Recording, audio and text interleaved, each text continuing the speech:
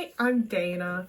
A little while ago, Emily Ann over on TikTok, I'll link her down below because she has a YouTube channel as well, but they made a couple of, quite a few videos about, sort of, the trauma and less nice parts of being a younger sibling.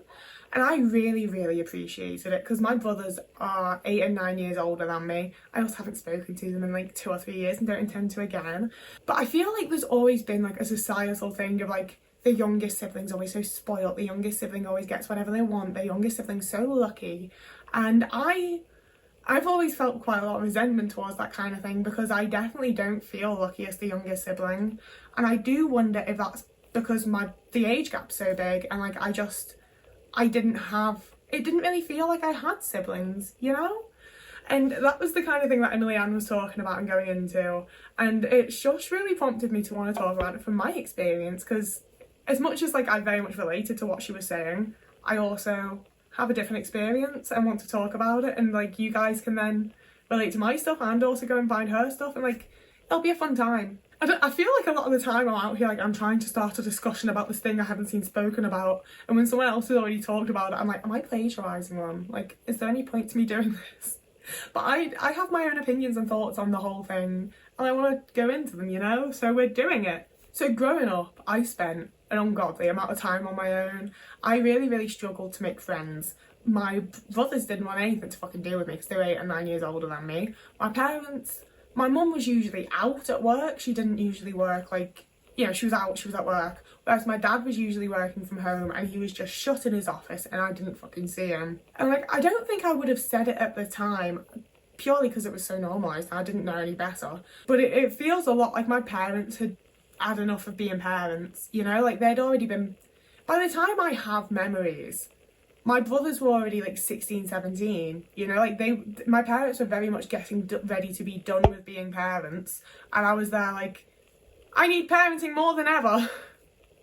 You know, I was done with the point where you just have to feed me. They had to actually teach me things and give me emotional validation and things like that. And they were just done. They didn't have it in them anymore. They were well over it. And not only were they sort of over it, but again, I didn't see it like this at the time as a child, but it felt like they'd sort of already had all their fun. Because there's so many stories that I know. Most of the stories that I know about good times with my dad are ones that happened before I was born, you know? Apparently there was loads of times that my mum would get home from work and he'd have the moped on his head as though it was a wig, and he'd be singing and fucking around with the boys and putting on a little disco for them and stuff. I never had that experience with my dad. My dad was always... You know, for me, my dad was a disabled person who was quite old, who was trying to build a business and basically had nothing to do with the family. And yet my brothers and my mum had all of these tales about how funny my dad was and how funny he was and how he did all these silly things and he was such a prankster and he was this and that. I did not know that man. That was not at all my experience with my dad. And I was quite a quiet, shy sort of kid, so it worked for me that my dad was the kind of person where once every 3 months we'd go for a walk around the lake and have a really deep chat, you know, that really worked for me. It would have been nice if it had happened more, but you know, it felt like a lot of my family's perception and a lot of my family's stories were very we were so close and we had so much fun and life was so great, and then Dana was born, you know? And having the age gap with my siblings was also difficult because it meant that they were going out and they were doing things and they were exploring life and being 16, 17, 18, 19-year-olds. And I was a teenager being why can't I do that? Why can't I do this? But I want to do that. And my parents were constantly when you're older, when you're older, when you're older you can do this thing, when you're older you can do that thing. And I'd get older and be can I do that thing? And they'd be no, we don't have the money for it. No, you're this, you're that, we're this, we're that. We've moved on from it, you know, you don't get that opportunity anymore. You know, it felt like I was always late for everything with my own family. I was just too young to participate in being a family with them. And then by the time I was finally old enough to do it, they'd moved on and they didn't want to do that anymore. So by the time we moved to Denmark, we moved to Denmark when I was 10, and one of my brothers initially moved with us and then moved back to the UK. And then we moved from the city we were living in into a really small, weird little village. And that was when my parents were we've taught you enough now, you know? At this point, they'd taught me to cook, essentially. They taught me how to cook. So they were we don't need to be here anymore, right? You can get home from school, you can cook your own dinner, you can go to your bedroom. We don't have to interact anymore. You don't have to see us. We can be off now, right? So at the age of like 12, 13, I felt like I was living alone, you know? Like I would literally like wake up like I would set my alarms and wake up in the morning. I would make my own breakfast. I would get my stuff ready for school. I would ride to school. I would do my school. I would get home. I would cook my tea. I would watch some TV. I might go and shower, and we had to go through my dad's study room to get to the shower room. So I might see my dad and be like, oh yeah, and he'd be like, oh yeah, love. And then I'd go and shower, and then I'd go to bed, you know? Like it felt like I lived alone. I didn't speak to anyone for like 3 years, you know? Like I couldn't speak Danish, so I literally did not speak to people in school. My mum, I don't know what she was doing, to be honest with you. She wasn't, like, for a good point in time in Denmark, she wasn't working. I don't know where she was. I don't know what she was doing. Maybe she was in her bedroom the whole time. I genuinely don't know. She just wasn't around the house. And I just did my own thing. It fully felt like I was just living alone. And I do feel like it was massively like, yeah, I think there's a reason that happened right around the time that my brothers moved out. I think that it was a case of like my parents were like, oh, finally done and dusted with these kids. Oh shit, we still have one. And I think they'd also gotten so used to having older children that like I wasn't really ever allowed to be a child. Yeah, like from a very young age, when I did things that were a bit silly, that were a bit naughty, that were a bit cheeky and whatever else, I'd be told like, oh, you know better than this, oh come on now. You know, like I don't really feel like I was ever treated as a child, because I was, you know, like they were used to the children in the house being 8, 9, 10, 11 years old when I was still a baby, you know? As soon as I could like walk and talk and act like a person, they were like, sorted, you're like the other ones now. And it's like, no, they are older than me by quite a lot. But we were very much just seen as the kids. And this is where my experience varies quite separately and differently from Emily Ann's. I think probably why I wanted to talk about it, because I faced quite a lot of,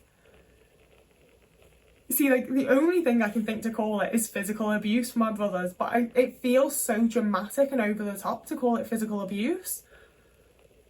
But I also literally don't know what else I would call it, you know, because I'm like 7, 8, 9 years old. My brothers were 8 and 9 years older than me, and they would regularly, if I was annoying them, they would twist my arm up my back, they would hit me, they would scratch me, they would bite me, they would punch me, they would kick me. You know, like if I was doing something that annoyed them, they didn't think twice about just physically hurting me to make me stop doing the thing. And there were also so many times that like, I remember one time my brother had picked me up from behind and he was squeezing me as hard as he could. So obviously I was holding on to his arm with my nails. 20 minutes later, I'm getting screamed at by my mum because there's nail prints in my brother's arm. And I'm like, well, why the fuck do you think they're there? You're like, what do you think was happening? That I was like trying so hard to get him off me that I left all of my nail prints in his arm. But that wasn't considered in the slightest. It was just, I'd hurt my brother. But they very, very consistently hurt me in much bigger ways. And we've talked before about how I don't really know to what degree I can call my family abusive, and it's a whole bit of a thing for me. But one thing that does make me think that they were like kind of aware of what was going on is that when I was, God, I think I would have been 10. Like I just feel like it was 2007. I don't know why. I think because I remember thinking about Doctor Who while we were in the hospital, so it was after 2005 for sure. And I had this like play tractor thing that I really liked out in the garden essentially, and I'd been driving it back up the garden where my brother was trying to have a smoke, and he wasn't supposed to be smoking, so if I'd seen him smoking and I mentioned it to my parents, he'd have been in trouble. So rather than be like, don't tell mum and dad or whatever else, like I don't know, rather than be, you know, like he was, if I was 10 he would have been 19, so like act like the fucking adult you are. Rather than speak to me or say something or not fucking smoke in the back garden where your little sister plays, he shoved this little play tractor that I was on back up the garden as hard as he could. Like I still remember like the look on his face and like the sound he made as he pushed it. He put all of his fucking might into it. The pedals whacked my fucking feet and legs as it went back because he pushed it so hard and so fast. It went all the way up.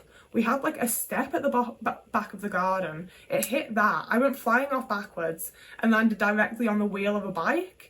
And my mum came running out and was like, oh, what have you done? Picked me up. And I felt I thought I'd pissed myself because I felt all this wetness down my back all of a sudden. And then I was like, no, that's not the right place. What is this?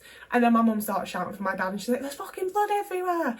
And the little like spoke that's on a bike had gone straight into my back. And my mum was like, what happened? What did you do? And obviously I'm distressed as fuck. I'm crying my eyes out. I'm like, he pushed me, my brother pushed me. And she gave him this look. And my mum was like really proud of herself for that. She could give us looks and she could shout us at us in certain ways that like scared the ever loving fucking daylights out of us, absolutely terrified us. So she gave him that look and we all had to go and get in the car and I had to sit on a fucking towel. And as we were driving there, my mum turns around from the passenger seat and she's like, you don't tell them your brother did this. And I'm still crying, I'm still in like near hysterics, I'm in pain, I'm bleeding, like whatever. And I'm like, what? And she's like, you do not tell them that your brother did this. Whatever they ask you, whatever they say, you fell over, you had an accident, you were on your own in the garden and you fell over. Your brother had nothing to do with this. And part of me is very like, he was 19 and probably like I assume could have been done for something or another. But I'm also like, I feel like that happens all the time, you know? Siblings like get into shit and one of them gets hurt. If she hadn't been aware that it was a consistent and ongoing thing, I don't see why she would have made a deal about it, you know? But also when I brought this up in my older years, it was something she had no idea about and never knew about and absolutely wouldn't have allowed to happen otherwise, you know? But like, whatever. But that's been one of the really tricky things for me to like process and deal with and wrap my mind around. Because whenever I've spoken to other people about like sibling stuff, they tend to have siblings much closer in age to them. And it's the kind of thing where like, if a 10-year-old had done that, I definitely wouldn't judge them in the way that I judge a 19-year-old for doing it, you know? It would have been a more even playing field. It was never even between us, it was never equal footing. They were much bigger than me, they were much stronger than me, and they should have known much better than me. And yet they hurt me, they physically hurt me all the time. They said horrible things to me. They, you know, like, they looked at a little girl and actively upset me over and over and over again. It's weird, it's fucked, it's not nice, it's not right, it's not how siblings should be. And yet with all of that going on, my family still push the like, oh well, you're the youngest one, you're the princess, you're the one that everyone likes the most, you're the spoiled one. And it's like, when have I fucking been spoiled? You know? Like, there was just this constant thing of like how lucky I was as the youngest sibling, and I feel like there's a point to which that is just like sort of like the social zeitgeist is that people are lucky to be the youngest sibling. And like maybe some are, you know, like for a lot of families I'm aware that it's like your parents are gonna have more money, they've probably got more stable jobs. Like I'm aware that for a lot of people there will be benefits from it. But for me it was a massive fucking negative, and having much older siblings than me was absolutely horrible. And I was just having to like parent myself from about the age of like 11 because my parents had already been doing it for 18 years at that point and they thought they had like their out date, and all of a sudden I was there waiting for them to do more. So yeah, I'm again unsure if I've actually said anything that can be remotely helpful, if I've just trauma dumped online. But I think it's weird how we don't talk about how siblings can cause like genuine trauma. Sometimes it's not just like a bit of fun between siblings, sometimes it is like they are genuinely horrible fucking people and they are abusive towards you and the whole family just accepts it as like the thing, and it's really fucked up.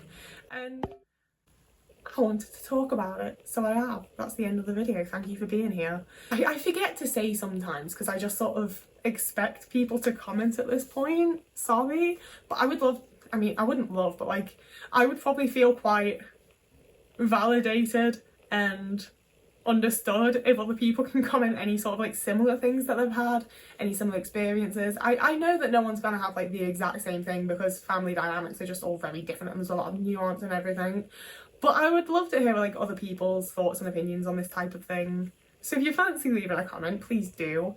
If you want to see more of me, I am trying to like not necessarily like diversify my content because I feel like this is like, you know, it's pretty fucking typical to the type of video I usually make. They're just normally more about autism than my family. But it's just been a topic that's been on my mind a lot lately.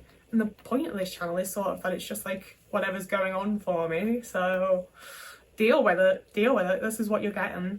If you want to see more of me, you can obviously follow me here, subscribe, like the video if you want to. You can also follow me over on TikTok, Blue Sky or Instagram. And if you really want to, I also have Patreon and Ko-fi. But there's no pressure, you don't have to follow me anyway. You don't have to do anything, it's all up to you. You're your own person.